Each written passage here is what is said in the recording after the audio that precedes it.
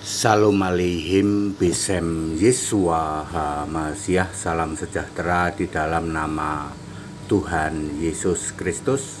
Saya Pendeta Henry Tandianta MPS.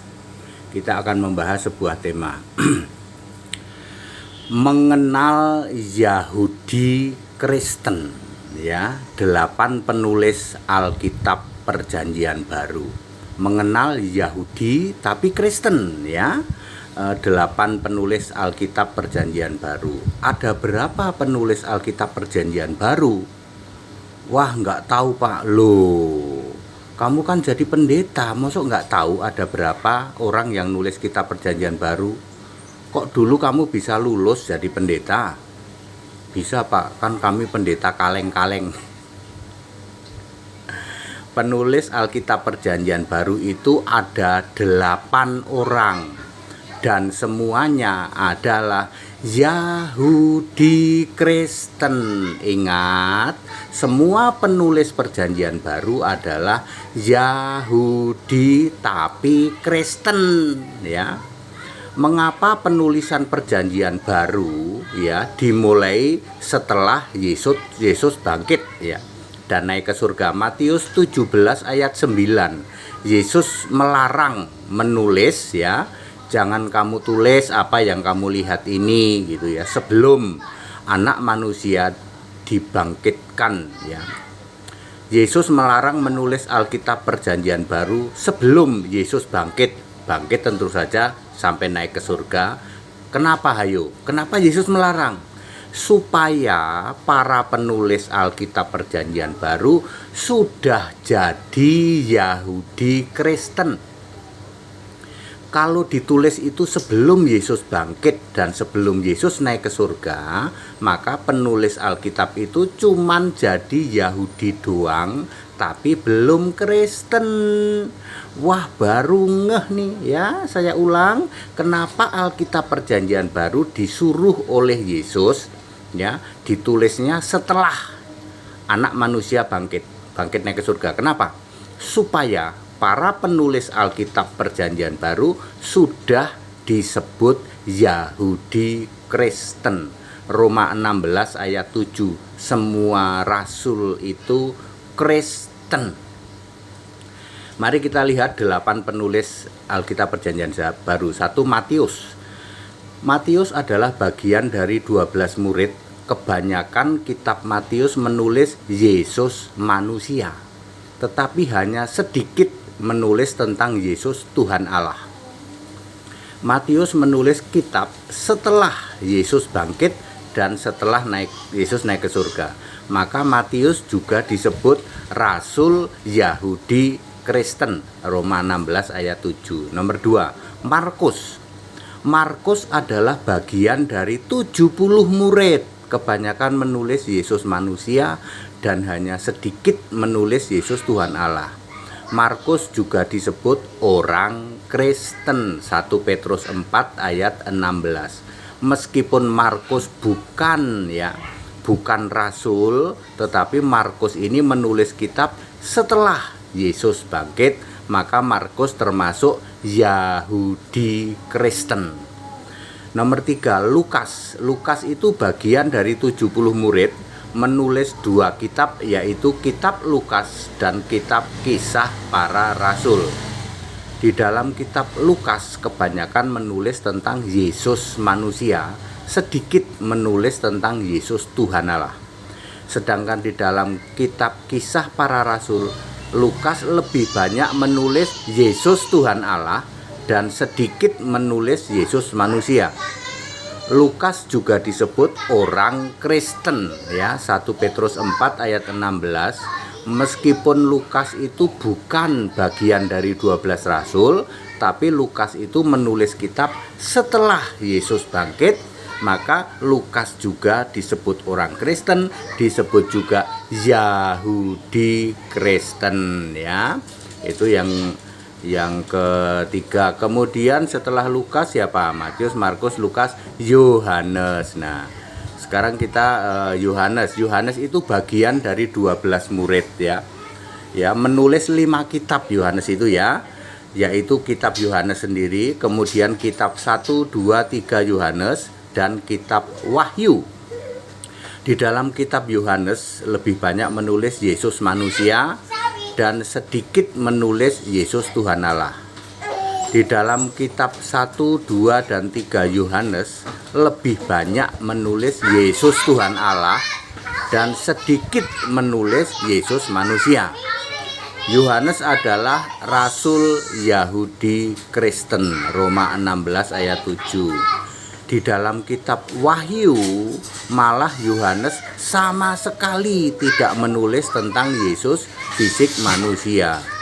Kitab Wahyu menulis Yesus Roh, Yesus Tuhan Allah, Yesus Alfa Omega, Yesus Maha Kuasa. Itu sebabnya para pendeta kaleng-kaleng takut dan bisa-bisa gemetaran terkencing-kencing kalau membaca kitab Wahyu. Nomor 5, Petrus. Petrus ini menulis 2 kitab, yaitu 1 dan 2 Petrus. Dia adalah bagian dari 12 murid, lebih banyak menulis Yesus Tuhan Allah, sedikit menulis Yesus manusia. Petrus juga menulis bahwa dia adalah Rasul Yahudi Kristen, ya, Roma 16 ayat 7 dan 1 Petrus 4 ayat 16. Nomor 6, Yakobus. Yakobus adalah adik Yesus, bagian dari 70 murid, hanya menulis 1 kitab. Lebih banyak menulis Yesus Tuhan Allah dan hanya sedikit menulis Yesus masih manusia. Sebab Yakobus juga orang Yahudi Kristen, 1 Petrus 4 ayat 16. Nomor 7, Yudas. Yudas adalah adik Yesus, bagian dari 70 murid, hanya menulis 1 kitab, ya, kitab Yudas, ya. Lebih banyak menulis Yesus Tuhan Allah dan sedikit menulis Yesus masih manusia. Yudas juga seorang Yahudi Kristen, 1 Petrus 4 ayat 16. Ayat yang paling terkenal adalah Yudas 1 ayat 25, ya. Allah yang esa, juru selamat Tuhan Yesus Kristus, dari sebelum segala abad, sekarang sampai selama-lamanya. Nomor 8, Paulus. Paulus dipilih secara khusus oleh Yesus menjadi alatnya, Kisah 9 ayat 15, ya. Paulus menulis 14 kitab termasuk kitab Ibrani. Sedikit menulis Yesus masih manusia, lebih banyak menulis Yesus Tuhan Allah, juga menulis bahwa ia adalah Yahudi Kristen, 2 Korintus 12 ayat 2, 3, dan 4. Nah, Bapak Ibu Saudara, mari kita lihat ciri-ciri Yahudi Kristen. 1, masih memanggil Allah itu Bapa, tetapi yang dimaksud Bapa adalah Yesus yang Allah itu. Contoh Efesus 3 ayat 14. Paulus sujud kepada Bapa. Ternyata yang dimaksud Bapa oleh Paulus adalah Roh Kudus, yaitu Yesus yang namanya diterima turun-temurun di surga dan di bumi. Silahkan dibaca ayat lanjutannya, ayat 15 sampai 21. Contoh lain, 1 Korintus 8 ayat 6, hanya ada 1 Allah, yaitu Bapa. Bapa ini tidak ada nama, dan 1 Tuhan, yaitu Yesus Kristus. Ini ada nama, ya. Ciri Bapa dan ciri Yesus Kristus adalah sama, yaitu berasal, segala sesuatu berasal darinya, dan yang olehnya segala sesuatu dijadikan. Jadi baik Bapa, yaitu Allah, maupun Tuhan, yaitu Yesus Kristus, ya, sama-sama mempunyai ciri, yaitu segala sesuatu berasal darinya, segala sesuatu dijadikan olehnya. Ayat ini 1 Korintus 8 ayat 6 justru menjelaskan bahwa Allah yang dipanggil oleh Paulus dengan panggilan Bapa adalah Tuhan Yesus Kristus itu sendiri, 1 roh dan 1 nama, ya. Banyak kitab rasul lainnya yang masih menulis tentang Bapa, ya. Misalnya Bapa kita, Allah Bapa, Anak Bapa. Semuanya itu yang dimaksud adalah Yesus Allah dan Tuhan itu.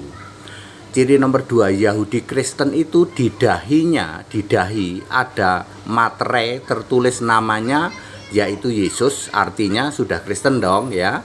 Dan tertulis nama Bapanya, yaitu Yesus yang Allah itu. Kan orang Yahudi memanggil Allah itu Bapa, ya. Sebab Yahudi memanggil Allah itu Bapa. Wahyu 14 ayat 1. Inilah yang dicari dan sedang dipilih oleh Yesus. Jumlahnya 144.000 harus Yahudi Kristen. Nomor 3. Roma 2 ayat 29. Yahudi sejati, Yahudi Kristen tidak nampak Yahudinya, bukan mencari pujian dari manusia tetapi pujian dari Allah. Nomor 4, ini dia ya, penting ini ya. Yohanes 1 ayat 47. Yesus menyebut Natanael itu Israel sejati, berarti Yahudi sejati. Selanjutnya Natanael yang Yahudi sejati, Israel sejati ini akhirnya ikut Yesus jadi 12 murid ya, menjadi Bartolomeus, Natanael. Jadi Yahudi sejati, Israel sejati pasti jadi orang Kristen. Yahudi sejati, Israel sejati pasti jadi Kristen.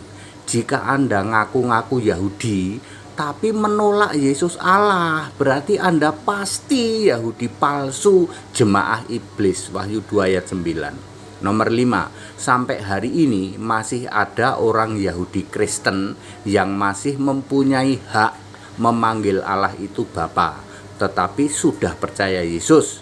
Ya, itu satu-satunya Tuhan Allah itu. Ya, Yahudi Kristen itu di dahinya ada materai ya, materai roh Yesus, roh kudus, tapi masih memanggil Allah yaitu Yesus dengan sebutan Bapa. Orang di luar Yahudi, orang yang bukan bangsa Yahudi ya, Anda yang dari plus 62 dilarang dan dosa kalau niru-niru Yahudi asli memanggil Allah itu Bapa. Shalom Kaifu Pendeta TD. Jadi Bapak Ibu Saudara, very clear ya. Anda ya sekarang tahu, oh penulis perjanjian baru ternyata semua Yahudi Kristen, Pak. Betul. Yahudi Kristen itu ada materai di sini, nama anaknya, namanya yaitu nama Yesus. Kalau mindset di dalam otak itu dimeteraikan dengan Roh Kudus, namanya, nama Yesus artinya orang Kristen. Tapi juga nama bapaknya, artinya Yahudi itu masih memanggil Allah itu Bapa. Cuman yang dimaksud Bapa adalah Yesus. Lah kalau kalian orang Indonesia boleh nggak Pak memanggil Allah itu Bapa, tapi yang kami maksudkan Bapa itu Yesus, ya nggak boleh. Kan Anda bukan orang Yahudi. Jadi very clear, sebenarnya Yesus itu sudah sangat very clear menjelaskan, Anda yang bukan orang Yahudi, orang dari Indonesia, kayak dari Kelapa Gading, kayak dari Surabaya, kayak dari Bandung, lalu Anda berpikir kami memanggil Allah itu Bapa tapi Yesus, dosa kamu, dosa rek. Tidak boleh kamu memanggil Allah itu Bapa.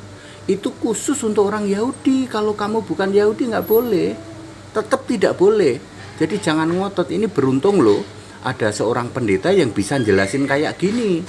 Mesti bersyukur itu kepada Pendeta Henry Tandianta, satu-satunya dari 200.000 pendeta yang bisa menjelaskan ternyata kita tidak boleh ya Pak memanggil Allah itu dengan Bapa. Walaupun ya kita berpikir yang saya maksud Bapa itu Yesus Pak, Bapa yang kekal. Nah, sekarang tercerahkan toh ya. Ya, yang boleh memanggil Allah itu Bapa hanya orang Yahudi. Makanya kitab-kitab tulisannya para rasul, Petrus kayak Yakobus, Yohanes, bahkan Paulus masih menyebut-nyebut Bapa, tetapi Bapa yang dimaksud adalah Yesus. Boleh kalau orang Yahudi. Kan Paulus Yahudi, Petrus Yahudi, Yakobus Yahudi. Lah Anda yang bukan orang Yahudi lalu sok pinter ya toh, mengkudeta orang Yahudi. Aku juga pengen dong nyebut Allah itu Bapa. Ya nggak boleh. Udah aja sebut Yesus. Yesus Allah, titik. Sudah bener. Masuk surga kamu. Ya. Tapi kalau kamu masih ngeyel ya, atau masih ngeyel seperti itu ya binasa kamu. Ya, tidak mengenal Allah. Ingat, catat baik-baik. Hanya orang Yahudi sampai hari ini, Yahudi Kristen masih boleh memanggil Allah itu Bapa. Allah yang dimaksud adalah Yesus. Karena Wahyu 14 ayat 1 menulis seperti itu ya.